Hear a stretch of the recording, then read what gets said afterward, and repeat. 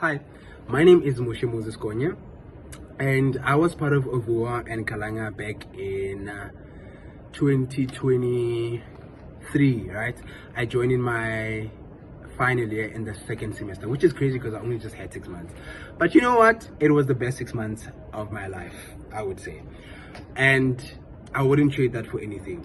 But to preface this video, I would like to say, I do not really think that I'm a dancer, nor am I a singer. I know that's very contradictory because I was part of a choir where we were dancing and singing. I just think I'm a performer. I think we can say that. I think I see myself as a performer. If you give me anything to learn and have to perform for you, I can do that for you. But I don't really think that I'm a dancer, like in terms of like technical. Even in Ovua, I think I had an issue of just performing and not dancing, and just performing and not singing. I don't know if that makes sense. I think that makes sense.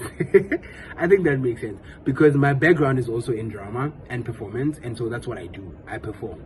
Even when I dance, I perform the dancing. Even when I'm singing, I perform the singing.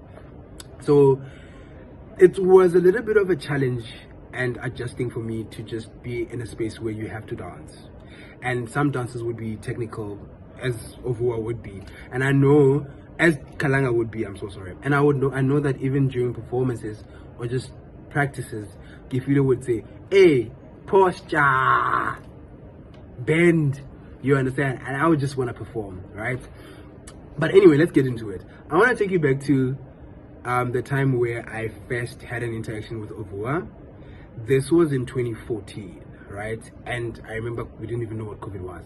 This was in 2014, and I remember I was in high school in grade 11. Me and classmates of mine decided to go to open day, and when we got there, I remember I had a friend of mine, Zintle. She and I were into drama and performance, and so we went watching performances while everyone else explored whatever they were exploring.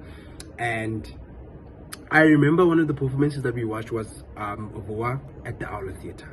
So I remember just sitting in the middle of the theatre and watching a performance of Ovua. That was such a transformative moment in my life. I was watching and I thought, I belong here. I most definitely belong here. And that's what informed my decision to wanting to study in Pretoria, because I could have studied my drama anywhere else, but I just knew it had to be in Ovua. And I remember also during my degree, I tried joining Ovua in my second year, and I couldn't because of personal reasons. But then the moment that actually made me decide that, you know what, I know I only just have 6 months, but let me just audition.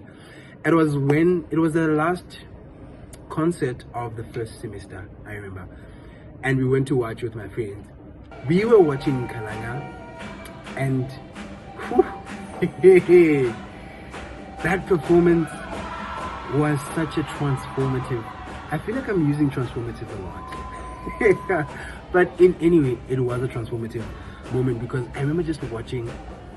They were singing Olele, and if you know Olele, you know just how spiritual that song is. Yo! And to watch, I know that I prefer watching Kalanga than dancing Kalanga because watching is such an experience.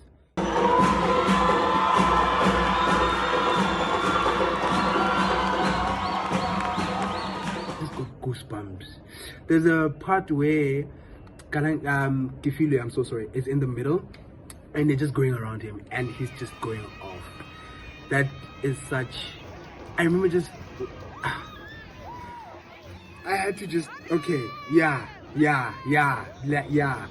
And so I decided to audition. I did audition, and being part of Kalanga was.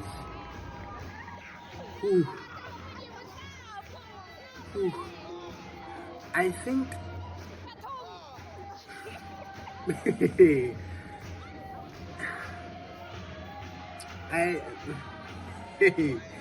It was such an experience, right? In the sense that it was always such a spiritual thing to dance Kalanga. And I don't know if it was an intentional thing for Kifilo to do this with us, that most of the time that and I think also my problem, not a problem per se, but an issue that I had an encounter with was that I knew Kifilo personally, and most of the time we talk about Kalanga a lot, and I think I knew just how much he put in, right? Like, this is someone who you would be talking to in the AMs at 2 a.m. and he would be practicing or coming up with dance moves, and he would call me and we would talk about the fact that he can't sleep and he can just visualize what is it that he can see. He would write everything down, and just the passion that he always just exuded when it comes to Kalanga was a little bit overwhelming for me, because you understood how much you were caring of someone, right? And that when you perform, you don't only just perform to perform, but you're performing someone's vision that they so clearly worked on and envisioned, which I think is a shortcoming that Kifilo has, actually, in that I felt like he didn't leave much for us to play, right? Because there was an element of,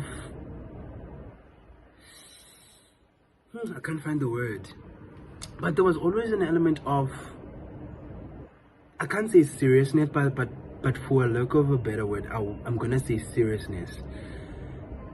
No, I think I'm contradicting myself. But essentially what I'm trying to say is that he was always putting so much pressure on us, right? In the sense that when you are on stage performing, there's these technicalities that you're thinking of that he was just so strict about, and that didn't leave enough for us to just play. However, I had a thing for me where I feel I cannot tell you what or how a performance felt like all the time. I always used to have to watch videos for me to realize what is it that I did, because every time I'm in performance I would lose myself. And I think it has to do with the fact that everything about Kalanga was so spiritual. The singing, the drumming, the dancing, and so I always ended up losing myself in it, that when I perform I would lose myself. There's even a video of mine, I think it's the first concert that we did in the second semester, where I cringe every time I watch that video because I cannot recognize who that person is. Is it me? I don't think so. That is not me. Even now I cringe. I think there was just so much in that video of me just going off. I think I don't know if it was in a good way, but it felt like there was just an energy that was just too much for me, or of me, if I can say that. And I think even experiencing Kifilo as an artist, it's been such a beautiful thing, to be quite honest. I feel like he's very good at what he does. Like, if there's anyone who's very good at what he does, it's definitely him. From the music that he chooses, from the drumming and how he's so intentional about the drumming, from the formations, from the choreography itself, it was always such a beautiful thing. And I think for me, right, I'm speaking for me, the best time that I actually just had the best of time, what am I saying? Like Nikita Maholo, when we are in rehearsals, right? Because rehearsals was just a time where we were exploring. There was a time for mistakes.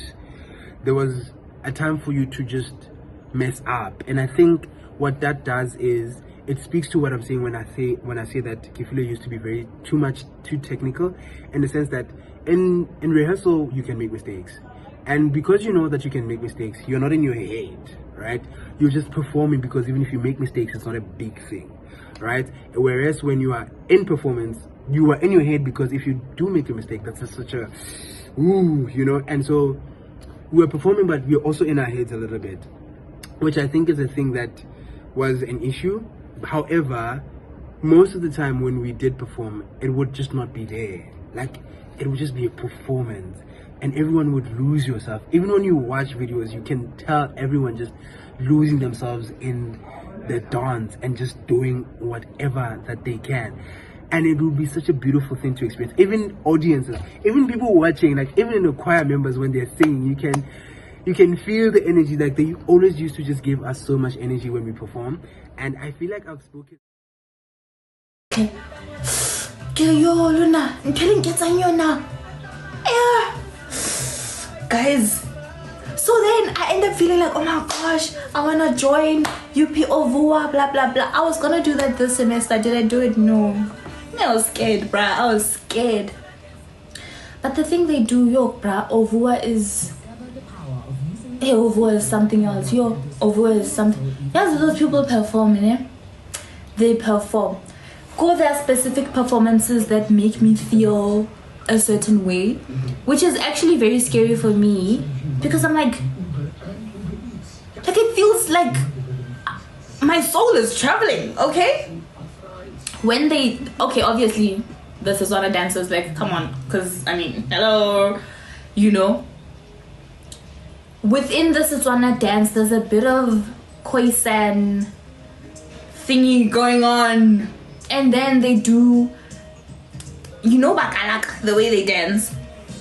But I don't know if they call it like mahosana or whatever, but the white top and the black skirt girlies and boys,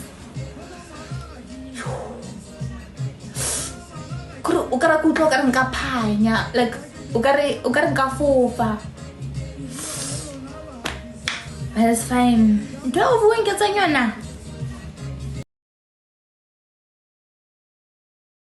Now, after the first performance of Siyawalele,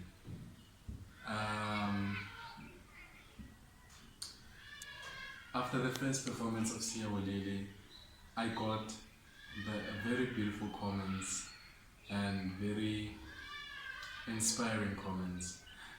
But I guess now I fell into the pressure of wanting to be good and wanting to create a routine that's similar to what people experienced, and that really threw me off. So manje, I'm having the pressure of wanting to take people to that spiritual place again, and I don't know how. Rather, I'm not feeling it the way I was, right? Because then I was not in a good space at that time. And